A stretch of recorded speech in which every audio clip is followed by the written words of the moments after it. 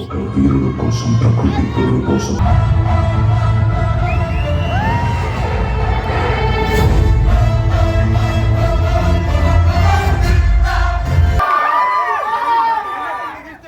Cinema పేరు వస్తుంది కానీ మా పవన్ కళ్యాణ్ సినిమా తీసిన డైరెక్టర్ పాన్ ఇండియా డైరెక్టర్ అని పేరు వస్తుంది.